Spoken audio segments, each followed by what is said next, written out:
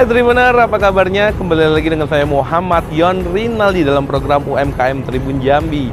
Nah, kali ini saya akan mengajak kalian untuk melihat pelaku UMKM yang ada di seberang kota Jambi. Dan ini menarik sekali Tribunner, ini UMKM-nya batik ya. Pemiliknya, ownernya adalah selegram yang ada di kota Jambi. Dan dia masih menempuh pendidikan di universitas yang ada di Jambi. Menarik kan ya? Nah, yang penasaran yuk ikutin saya yuk. Kita akan ke seberang kota Jambi untuk melihat pelaku UMKM batik yang ada di sana. Mari Tribunner, yuk.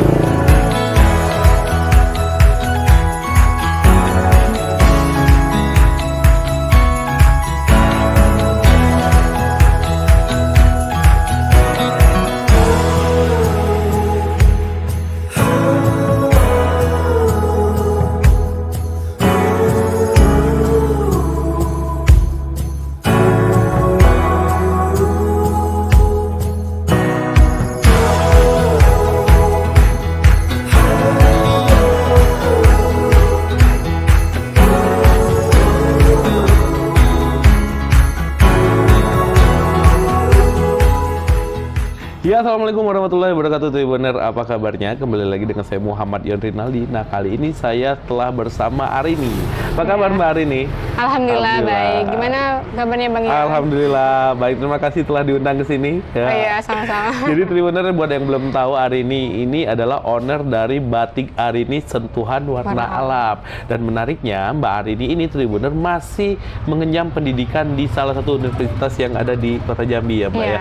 Wah, keren kan, masih muda, sudah owner dari perusahaan batik, bisnis batik yang ada di kota Jambi. Dan bukan main-main Tribunner, ini batiknya aku dengar juga sudah dari tahun 98, bahkan sebelum Mbak Arini lahir ya. Nah gitu ya. Mungkin nih Tribunner pasti penasaran ya Mbak Arini, kok bisa Mbak Arini dengan brand batik Arininya ini, bisa ceritakan nggak Mbak Arini ke Tribunner? Jadi kalau dari sejarah batik Jambi Arini itu awalnya itu dari orang tua saya. Sebelum saya lahir itu pada tahun 1998. Nah, di situ orang tua saya sudah tertarik dengan batik Jambi.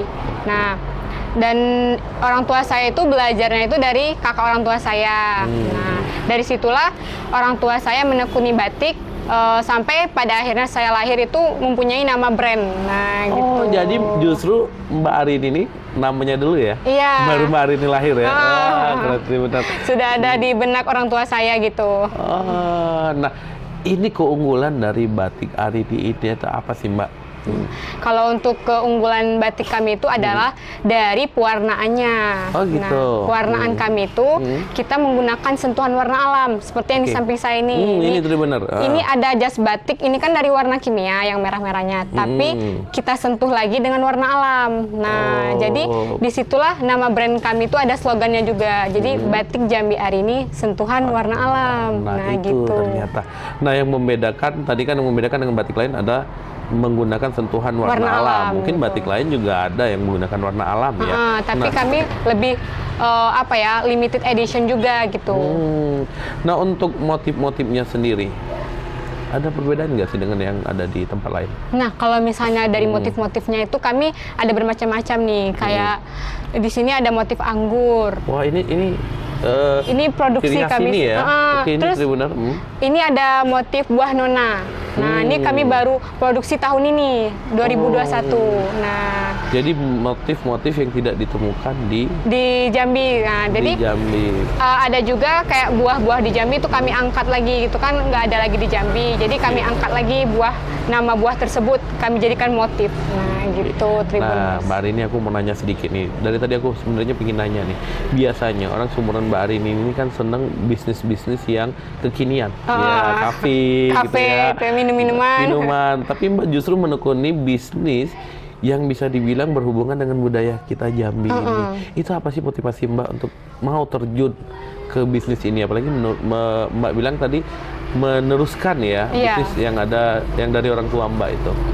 Karena saya berpikir gimana ya, anak muda di Jambi ini sudah banyak yang menekuni bisnis-bisnis lain. Nah, jadi jarang yang menekuni bisnis batik. Nah, disitulah ada peluang tersendiri bagi saya. Terus di sisi lain, batik Jambi ini kan sudah jadi budaya di Jambi. Nah, kita sebagai anak muda seharusnya memang harus membudayakan budaya kita gitu. Jarang sekali loh anak muda mau terjun ke bisnis orang tua nih. Iya, malah ditinggalkannya. Malah ditinggalkan ya. Memang ada support khusus dari orang tua atau wejangan atau memang wasiat dari orang tua untuk Mbak meneruskan bisnis ini? Kalau untuk wasiat pasti ada. Itu kalau dari orang tua bilang teruskanlah batik Jambi Arini karena ini kan nama brandnya, apalagi pakai nama saya kan. Nah, Arini. Jadi untuk usaha ini tuh harus memang saya lestarikan lagi. Itu jadi kalau misalnya saya nggak lestarikan, sayang gitu. Kalau kawan-kawan saya tuh bilang sayang banget sih hari ini kalau nggak ini lestarikan usaha orang tuanya gitu kan. Sedangkan kami aja mau meluncurkan usaha baru susah gitu kan. Sedangkan ini sudah ada ya? Sudah ada, jadi tinggal melestarikan dan meneruskan gitu. Wah, keren.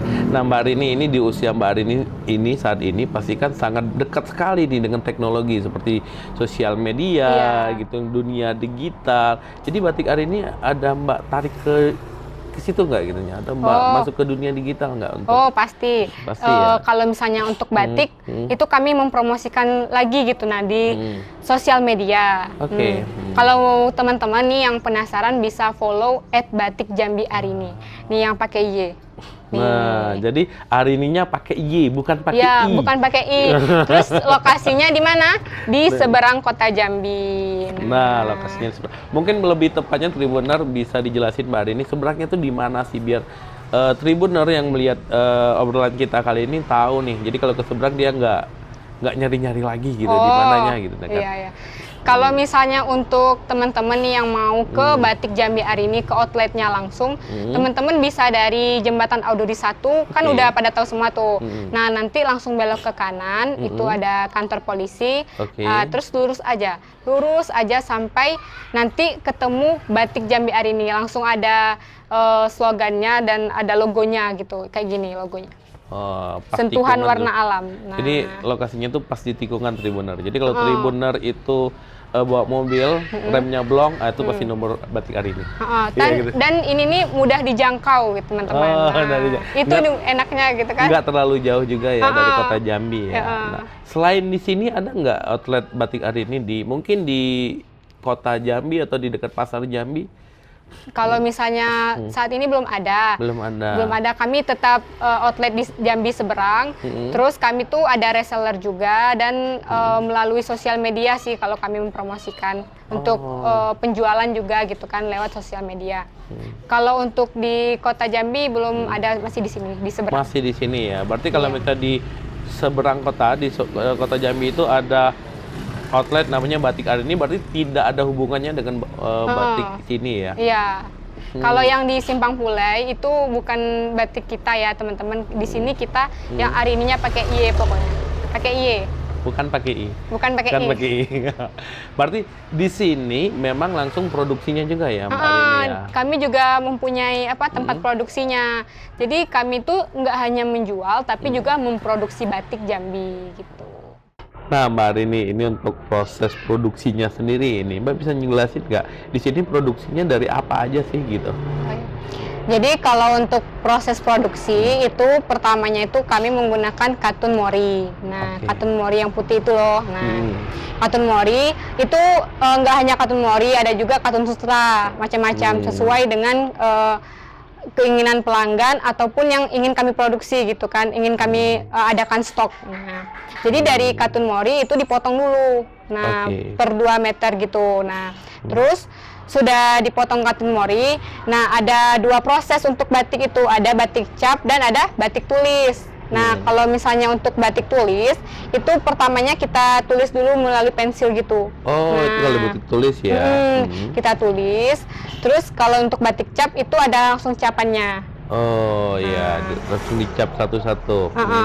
Sudah ada batik cap dan ada batik tulis. Kalau untuk batik tulis itu, kalau sudah ditulis itu kita cantingin gitu, dipakai lilin. Nah, itu pakai lilin panas, kita tulis motifnya itu menggunakan lilin. Itulah namanya batik tulis, karena ditulis tadi benar. Itu lebih ribet ya teman-teman kalau misalnya untuk batik tulis. Nah, kalau batik cap itu ada capannya, langsung cap langsung jadi itu. Nah, itulah kenapa batik tulis itu harganya lebih mahal daripada batik cap ya. Karena prosesnya yang sulit dan rumit gitu Oke. teman-teman. Ini memang prosesnya dari awal sampai akhir. Nah, selain proses batik ya, hari ini ada program apa aja untuk masyarakat? Kalau udah prosesnya ya?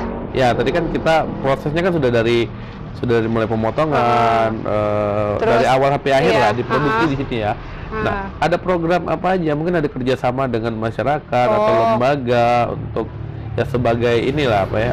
Oh iya. Kalau dari kayak gitu tuh untuk program belajar gitu kan, nah, ada kerjasama itu ada kami kayak ada dengan Unja gitu kan. Dengan Unja, dengan UIN, terus ada juga kayak lembaga pemerintah gitu. Kalau misalnya untuk Unja dan UIN kemarin itu sempat juga untuk belajar batik di sini. Nah, jadi mahasiswa belajar batik di sini, dikasih pelatihan batik lah intinya ya di sini kan ya. penasaran semua tuh dengan batik tuh gimana sih prosesnya gitu kan. Nah, ini Mbak seluruh proses pembatikan itu Mbak semua di sini atau ada rekanan? Jadi orang ngambil nembok gitu kan, sudah jadi balik lagi ke sini atau semua prosesnya di sini? Kalau misalnya untuk proses sih ada juga yang di sini, tapi kan ada juga yang mau ngambil ke rumah gitu, ada juga yang di sini. Tapi kalau untuk proses nyelup, untuk ngecap, nembok itu di sini. Oh gitu. Nah, untuk ini tadi yang mahasiswa yang belajar di sini ada berapa instruktur yang dipersiapkan batik Arini ini? Itu ada 2. Ada 2. Bapak sama saya sendiri. Oh, Mbak Arini langsung turun tangan untuk melakukan pelatihan. Untuk bantu bapaknya juga. Luar biasa. Nah, kita juga memperkerjakan 5 karyawan nih. Nah, yang pertama itu kan pemotongan kain. Nah, terus yang kedua itu ada karyawan untuk nulis, batik tulis kita. Terus ada batik cap. Terus ada lagi warna itu kan ada 2 tuh. Ada pencoletan, ada juga pencelupan gitu kan. Pencelupan itu ada tergenang air. Nah, itu kita proses pencelupan. Nah, pencelupan kita nih seringnya menggunakan warna alam. Nah, sentuhan warna alam. Terus baru pelorotan.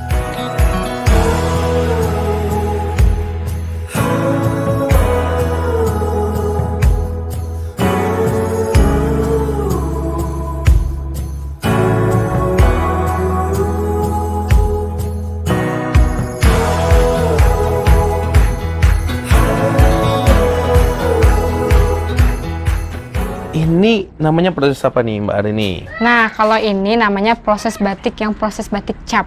Gitu. Nah, ini untuk proses batik cap ya? Ini lagi proses yang pinggirnya nih. Oh, yang di pinggir-pinggir itu, benar.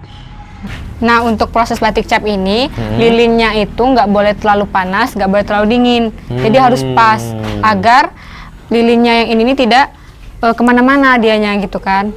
Oh, seperti itu, benar. Jadi biar rapi. Memang suhunya harus benar-benar dijaga ya? Tidak boleh terlalu panas, tidak boleh terlalu dingin.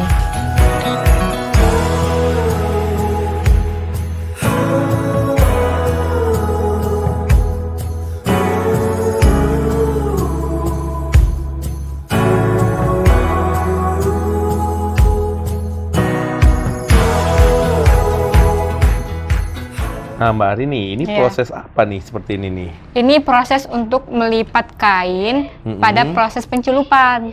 Jadi nggak sembarang melipatnya. Gitu. Jadi memang ada teknik khusus ya untuk pelipatannya ya? Iya. Nah, jadi Tribuner bisa lihat pelipatannya pun khusus Tribuner. Ada teknik tersendiri. Nah, setelah ini baru dicelup untuk pewarnaan. Untuk pewarnaan yang pencelupan.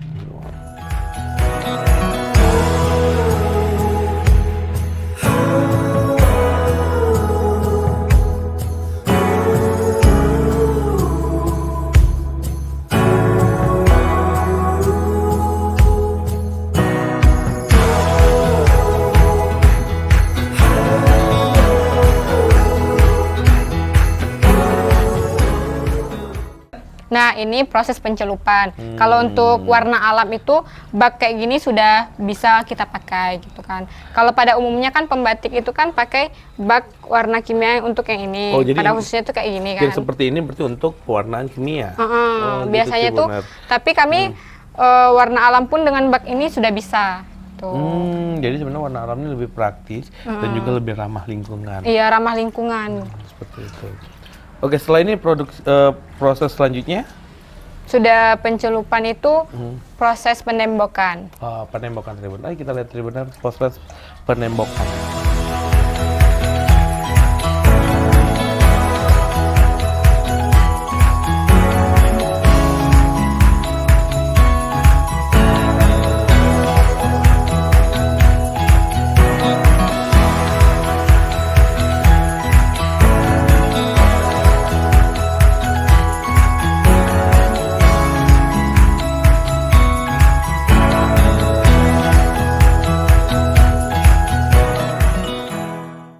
Nah, ini namanya proses apa nih? Ini namanya proses penembokan untuk menutup warna pada kain.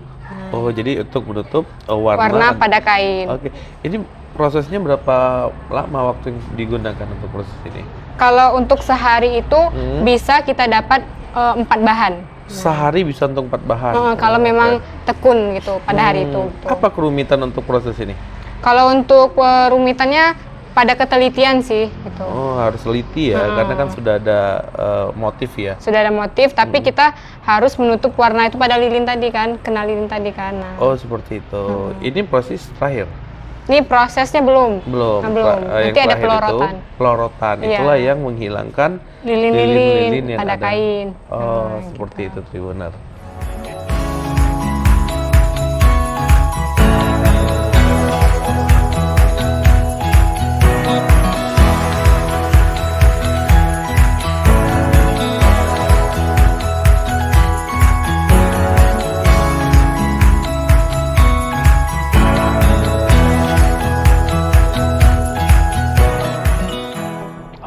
Mbak Arini terakhir ini.